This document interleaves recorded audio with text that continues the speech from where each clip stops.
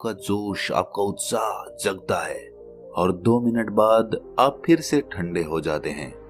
2 minute कहें या 2 दिन कहें, कोई अंतर नहीं है, कोई भेद नहीं है। मोटिवेशन वो होना चाहिए जो निरंतर रहे, जो जीवन पर्यंत रहे। और ऐसा मोटिवेशन आपको किसी वीडियो से नहीं मिल सकता, ना ही किसी स्पीच से मिल सकता। ऐसा मोटिवेशन जगाने के लिए आपको खुद के अंदर से आलस्य खत्म करना होगा। आलस्य की जड़ को समझकर उसकी जड़ को ही उखाड़ फेंकना होगा। उसके बाद आपके अंदर एक ऐसा जोश, एक ऐसा उत्साह जन्म लेगा जो निरंतर रहेगा, जो शाश्वत रहेगा। चलिए मैं आपसे एक सवाल पूछता हूँ, क्या आलस्य का ताकत और कमजोरी से कुछ लेना देना है? क्या शारीरिक रूप से ताकतवर इंसान आलसी नहीं हो सकता? और इसके विपरीत शारीरिक रूप से कमजोर आदमी क्या जोशीला, उत्साह से भरा हुआ नहीं हो सकता? हमने अपने आसपास कितने ही ऐसे लोगों को देखा है जो शारीरिक रूप से तो बहुत ताकतवर होते हैं, जिम करते हैं, शारीरिक व्यायाम करते हैं, लेकिन वो फिर भी आलसी होते हैं। ऐसा क्यों होता है? इतना ताकतवर आदमी जो काम चाहे वो झट से कर दे, लेकिन फिर भी वो नहीं कर पाता। तो एक बात तो समझ में आ गई कि ताकत से आलस्य का कुछ लेना देना नहीं है। जोश और उत्साह तो कहीं और से जन्म लेता है। और एक बार अगर आप उस केंद्र को समझ जाते हैं कि जोश कहाँ से पैदा होता है, तो जीवन भर आपको आलस्य कभी छू नहीं पाएगा और आपको कोई दूसरी मोटिवेशनल स्पीच सुनने की भी जरूरत नहीं पड़ेगी।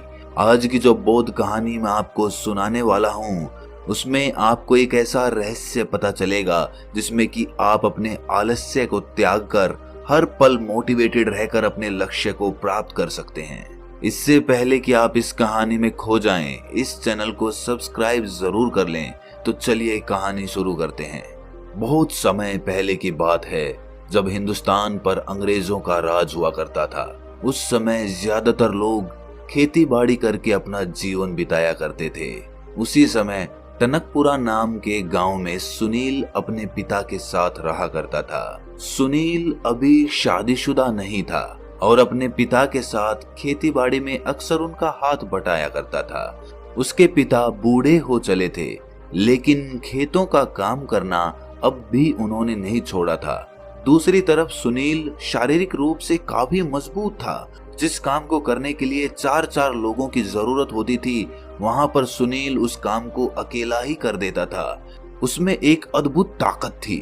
उसकी माँ घर पे गाय और भैंसें पाला करती थी, जिनका दूध पी पी कर सुनील बहुत ही ताकतवर हो चुका था।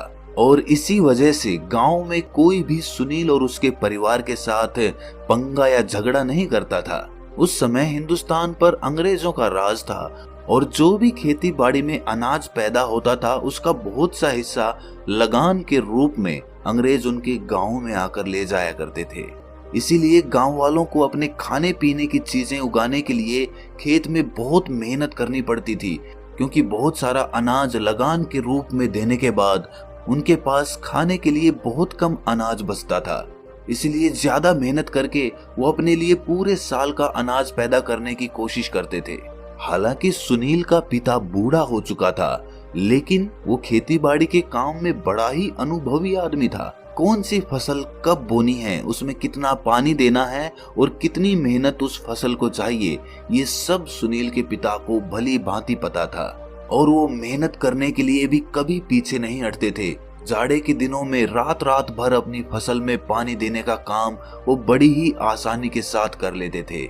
लेकिन अब धीरे धीरे उनकी उम्र बढ़ चली थी और उनकी देखने की क्षमता भी कम हो गई थी। इसीलिए रात में फसल में पानी देना बड़ा ही जोखिम भरा होता था, क्योंकि फसल में बहुत से जंगली जानवर रहा करते थे, जिससे सुनील के पिता की जान का खतरा बढ़ जाता था। जैसे कि बहुत बार उस फसल में सांप भी देखा गया था। इससे सुनील की माँ बहुत चिंतित होती थी और वो सुनील को अक्सर कहा करती थी कि बेटा, तुम्हारे पिता अब बूढ़े हो चले हैं, अब सारा कामकाज, सारी फसल की जिम्मेदारी तुम्हें अपने सर पर लेनी चाहिए। जरा सोचो कि घर में जवान बेटे के होते हुए बूढ़ा पिता खेतों में काम करता घूमे, ये बात अच्छी लगती है? अरे तुम में इतनी ताकत है, अरे तुम इतने मजबूत हो, इतने ताकतवर हो, तुम खेतों का काम क्यों नहीं करते? लेकिन सुनील पर उनकी माँ की बातों का कोई असर नहीं होता था। वो दिन भर अपने दोस्तों के साथ गप्पे लड़ाता रहता, तरह तरह के खेल खेलता रहता, लेकिन अपने पिता की मदद करने के लिए कभी आगे कदम नहीं बढ़ाता। एक दिन जब सुनील के पिता फसल में पानी दे रहे थे तो आश्चर्यचकित रूप से एक सांप उनके पैर पर काटकर चला गया। उनके आसपास मदद के लिए कोई भी मौजूद नहीं था। वो जल्दी जल्दी कदम बढ़ाते हुए अपने घर पर पहुंचते हैं। रात का समय था और अस्पताल भी आसपास कहीं पर नहीं था। सबसे नजदीकी अस्पताल वहां के नगर में था, जो कि गांव से बहुत दूरी पर था। इसीलिए जब आनन फानन में सुनील अपने पिता को नगर में लेकर जाता है तो रास्ते में ही उनकी मृत्यु हो जाती है। सुनील अपने पिता के मृत शरीर को लेकर अपने घर पर वापस लौट आता है। उसके घर में सन्नाटा छा गया था। घर में अब कोई नहीं बचा था जो घर की जिम्मेदारी अपने कंधों पर ले सके। घर में सिर्फ सुनील और उसकी माँ बचे थे। अब पूरी जिम्मेदारी सुनील के कंधों पर थी। सुनील ने कभी सपने में भी नहीं सोचा था कि उसका जीवन आगे किस तरह चलने वाला है। अब तक जो सुनील बेफिक्र हुआ करता था, अचानक से सारी जिम्मेदारी उसी के कंधों पर आ गई। अब उसे ही फसल उगानी पड़ती थी। फसल की देखभाल, फसल में पानी देना, सब उसी का काम हो गया था। लेकिन सुनील के मन को एक ऐसी आदत लग चुकी थी कि उसका किसी काम में मन नहीं लगता था। बस पूरे दिन गप्पे लड़ाना और ताश खेलना, यही उसका काम हुआ करता था। लेकिन समय ने करवट ली और वो दिन भी आ गया जब अंग्रेज उस गांव से लगान वसूल करने के लिए आ पहुंचे। सुनील अपने खेतों की देखभाल नहीं करता था, इसीलिए उसके खेतों में बहुत कम अनाज हुआ। दूसरे खेतों के मुकाबले उसके खेत में आधा अनाज हुआ था और आधे में से ज्यादातर हिस्सा अंग्रेज लगान के रूप में वसूल कर अपने साथ ले गए। अब सुनील के घर में खाने के भी लाले पड़े हुए थे। दाने दाने के लिए उसकी माँ अपने पड़ोसियों की मोहताज हो चुकी थी। उसकी माँ को मांगना अच्छा तो नहीं लगता था, लेकिन वो कर भी क्या सकती थी, क्योंकि सुनील एक बहुत ही आलसी प्रवृत्ति का आदमी हो चुका था। अब उसके खेत बंजर पड़े रहते थे, उनमें कोई अनाज उगाने वाला नहीं था। ये देखकर सुनील की माँ को बहुत आघात पहुंचता था। उसके सीने में एक दर्द सा उठता था। जो परिवार कुछ समय पहले इतना धन संपन्न हुआ करता था, उसके पति के मरते ही वो दाने दाने के लिए पड़ोसियों के मोहताज हो चुके थे। वो अक्सर सुनील को समझाने की बहुत कोशिश करती, लेकिन उनकी बातें सुनने के बाद सुनील में कुछ देर तक तो जोश और उत्साह जागता। वो सीधा कस्सी उठाकर अपने खेत में पहुंच जाता, लेकिन कुछ देर बाद फिर से उसका उत्साह, उसका जोश ठंडा पड़ जाता और फिर से वही जीवन शैली शुरू हो जाती। एक दिन जब सुनील की माँ सुनील को जली कटी सुना रही थी, तो सुनील ने गुस्से में आकर अपनी माँ से कहा, मैं भी चाहता हूँ दूसरों की तरह अनाज उगाना, लेकिन मैं क्या करूँ?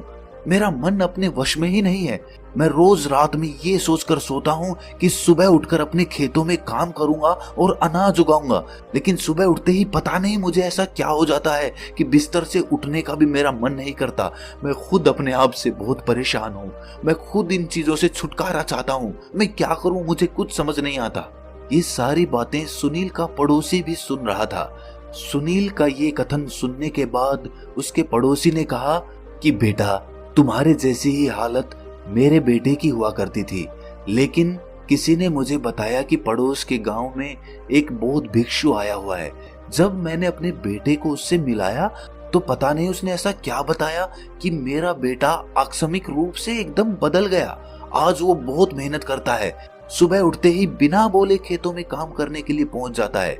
मैं खुद उसका ये बदलाव देखकर आश्चर्यचकित हूँ। आखिर उस बौद्ध भिक्षु ने उसे ऐसा क्या बताया था?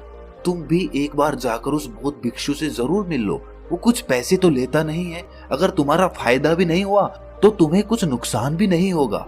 ये सुनकर सुनील की माँ ने सुनील से कहा कि बेटा, तुम एक बार जाकर उस बौद्ध भिक्षु से जरूर मिल लो। उसके बाद भी अगर तुम्हारे अंदर कोई बदलाव नहीं होता तो मैं सह लूंगी, लेकिन अपने स्तर पर तुम अपने आप को बदलने की कोशिश तो करो। तुम में इतनी क्षमता है, इतने ताकतवर हो, फिर भी तुम कोई काम नहीं करते हो। तुम एक बार उस बौद्ध भिक्षु से जरूर मिल लो। मुझे पूरा यकीन है कि कुछ ना कुछ सहायता तो तुम्हें जरूर वहां से मिलेगी। ये सुनकर सुनील अगले दिन ही उस बौद्ध भिक्षु के पास पहुंच जाता है और उन्हें अपनी सारी समस्या बता देता है। उसकी समस्या सुनने के बाद बौद्ध भिक्षु कहना शुरू करते हैं। बौद्ध भिक्षु उसे बताते हैं कि तुम रात में तो ये सोचकर सोते हो कि तुम्हें सुबह खेतों में काम करना है, लेकिन सुबह तुम बिस्तर से उठ ही नहीं पाते हो। ऐसा क्यों होता है? ये सुनकर सुनील कहता है कि महात्मन, वही तो जानने के लिए मैं आपके पास आया हूँ। उसके बाद वो बौद्ध भिक्षु कहता है कि तुम अपने आप को बदलना तो चाहते हो, ये तो जाहिर है, लेकिन तुम 2 मिनट में ही अपने आप को बदलना चाहते हो। 2 मिनट तक तुम्हारे अंदर जोश और उत्साह उठता है और फिर से वो ठंडा हो जाता है। इसीलिए तुम रात में तो सोचकर सोते हो, लेकिन सुबह वो काम कर नहीं पाते हो, क्योंकि 2 मिनट का जोश और उत्साह तुम्हें केवल दुख ही देगा, क्योंकि तुम वो काम पूरा नहीं कर पाओगे, और पूरा नहीं करोगे तो तुम सोचोगे कि मेरा जोश और उत्साह किसी काम का नहीं है। इसीलिए कभी भी किसी बात पर भी अकस्मात रूप से जोशीले मत हो जाओ। अपने मन को शांत रखो और शांत प्रवृत्ति के साथ एक निरंतर जोश और उत्साह पैदा करने की कोशिश करो। मैं इसके लिए तुम्हें 5 रास्ते बताता हूँ, जिसके द्वारा तुम जीवन पर्यंत जोश और उत्साह से भरे हुए रह सकते हो और किसी काम को करने में तुम्हें कोई परेशानी नहीं आएगी। सबसे पहला सिद्धांत, अपने लक्ष्य की तरफ हर दिन हर रोज एक कदम बढ़ाने का फैसला करो। तुम्हें पूरा काम एक दिन में खत्म नहीं करना है। यही सोचकर तो हम कभी भी अपने काम को पूरा नहीं कर पाते। तुम खुद सोचो, क्या तुम एक दिन में ही अपने खेतों में फसल उगा सकते हो? कभी नहीं उगा सकते। फसल उगाने का काम धीरे धीरे होता है। इसीलिए तुम रोज अपनी फसल उगाने की तरफ एक कदम बढ़ाना शुरू करो। जैसे कि फसल उगाने की बारी आई तो सबसे पहले एक दिन जाकर तुम अपने खेतों को तैयार कर दो। उसके बाद धीरे धीरे हर एक दिन के साथ अपने खेतों में फसल उगाने का काम बढ़ाते रहो। उससे तुम्हारा जोश और उत्साह कम होने की बजाय निरंतर बढ़ता रहेगा, क्योंकि जैसे जैसे तुम हर दिन अपनी मंजिल की तरफ एक कदम बढ़ाओगे तो तुम ये पाओगे कि मंजिल के तुम करीब पहुंच रहे हो और मंजिल तुम्हारी तरफ आ रही है। इसीलिए जैसे जैसे तुम मंजिल के पास पहुंचोगे वैसे वैसे तुम्हारा जोश और तुम्हारा उत्साह बढ़ता चला जाएगा। जब कोई आदमी किसी पहाड़ पर चढ़ना शुरू करता है तो शुरुआत में तो उसे वो पहाड़ बहुत ऊंचा दिखाई देता है। शायद एक आदमी उस पहाड़ की ऊंचाई को देखकर उस पे कभी चढ़ने का फैसला ही ना करे, लेकिन जब कोई आदमी उस पहाड़ पर चढ़ना शुरू करता है और धीरे धीरे उसकी चोटी तक पहुंचने लगता है तो उसके कदम खुद ब खुद जल्दी जल्दी उठने लगते हैं, क्योंकि वो अपनी मंजिल के करीब पहुंच चुका होता है। इसीलिए पहला सिद्धांत, रोज अपनी मंजिल की तरफ एक कदम बढ़ाओ, ना ज्यादा ना कम। दूसरा सिद्धांत जो आलस्य को दूर कर देता है वो ये है कि हम भांत भांत का खाना पीना खाते हैं, धूम्रपान करते हैं, नशीले पदार्थों का सेवन करते हैं, जिससे हमारे शरीर में नशीले कण उत्पन्न होने लगते हैं, जिससे हमारा शरीर आलस्य को पकड़ने लगता है। इसीलिए उन नशीले कणों का खात्मा बहुत जरूरी हो जाता है। इसीलिए अगर तुम उन सभी नशीले कणों को खत्म करना चाहते हो तो मैं तुम्हें एक विधि बताता हूँ। रोज सुबह जागने के बाद तुम्हें तिल का तेल लेना है और उसे अपने मुंह में भरकर उसका कुल्ला करना है। कुल्ला करने के बाद उस तेल को तुम बाहर फेंक देना। ये प्रक्रिया तुम्हें 21 दिनों तक हर दिन 5 मिनट तक करनी है। इसके बाद तुम्हारे शरीर में से सारे नशीले कण खत्म हो जाएंगे और तुम्हारा शरीर फिर से विद्युत की भांति काम करने लगेगा। याद रहे, तिल के तेल का कुल्ला हर सुबह 21 दिनों तक। तीसरा सिद्धांत जो आपके आलस्य को जड़ से उखाड़ कर फेंक देगा वो ये है कि स्वाद को भुलाकर वो खाओ जो सीधे प्रकृति से प्राप्त होता हो। हम अक्सर वो चीजें खाते हैं जो इंसानी हाथों के द्वारा बनाई जाती है। हम सीधा प्रकृति से मिलने वाला भोजन ग्रहण नहीं करते। इसीलिए जो भोजन हमें सीधा प्रकृति से मिलता हो, जैसे कि फल, सब्जियां, अनाज की रोटी इत्यादि इत्यादि, इस तरह का खाना खाने से आपका शरीर आलस्य से दूर रहेगा और ऊर्जा से भरा रहेगा। हम देखते हैं कि अक्सर आज की युवा पीढ़ी अपने स्वाद के लिए ही खाना खाते हैं। वो ऐसी ऐसी चीजें खाते हैं जो ऐसी प्रक्रियाओं से बनी होती है कि अगर आप उनकी प्रक्रियाओं को देख लें तो आपका खाने का मन भी ना करे। जैसे कि बाजार में चाउमीन, मोमोज, बर्गर वगैरह वगैरह, इस तरह का खाना खाने से आपके शरीर के अंदर नशीले कणों का उत्पादन होता है। नशीले कण आपके पेट से चिपक जाते हैं जो आपके अंदर आलस्य पैदा करते हैं। इसीलिए खाना वो खाओ जो आपके शरीर को ताकत प्रदान करे, और ताकत वो खाना प्रदान करता है जो प्रकृति से सीधा प्राप्त होता है। अगला सिद्धांत जो समझने योग्य होता है वो ये कि आप कर्म करने के लिए संसार में आए हो, अपना पूरा योगदान दो। जरा आप खुद सोचिए कि अगर आप संसार में कर्म करने के लिए नहीं आते तो आप निर्जीव ही होते, आप कोई पत्थर होते, कोई जीव जंतु होते, लेकिन आपको इंसान के रूप में एक जीवन मिला है जिसका आपको पूरा उपयोग करना होगा। आपको अपना योगदान इस संसार में देना होगा, आपको अपना कर्म भोग पूरा करना होगा। उस कर्म भोग को पूरा किए बिना संसार में कहीं मुक्ति नहीं है। इसीलिए अगर आप इस सिद्धांत को समझ लेते हैं कि मेरा योगदान इस संसार में क्या है और मेरा कर्म भोग क्या है, तो आप खुद ब खुद अपने आलस्य को खत्म करके अपना योगदान देने का भरपूर प्रयास करेंगे। इसके बाद जो आखिरी बात समझने की होती है वो ये कि हमारे बिना भी वो काम तो पूरा हो ही जाएगा। हम अक्सर ये सोचते हैं कि उस काम को करने में हमारी क्या जरूरत है, जब इतने लोग उस काम को करने के लिए पहले से मौजूद हैं तो मेरी उसमें क्या आवश्यकता। और यही सोचकर हम अपना योगदान उस काम में नहीं देते हैं। लेकिन अगर उस काम को हम अपनी जिम्मेदारी समझें, हम ये समझें कि ये काम मैं ही पूरा कर सकता हूँ और मेरे बिना ये काम कभी पूरा ही नहीं हो पाएगा, तो आपको अपनी जिम्मेदारियों का एहसास होगा और उसके बाद आप अपने आलस्य को दूर कर पाने में सक्षम होंगे। आप अपने आलस्य को समझ पाएंगे और उसको दूर भी कर पाएंगे। तो दोस्तों, कैसी लगी आपको ये कहानी कमेंट सेक्शन में जरूर बताना, और अच्छी लगी तो इस चैनल को सब्सक्राइब जरूर कर लेना। तो मिलते हैं अगली कहानी में, तब तक के लिए अपना ख्याल रखें।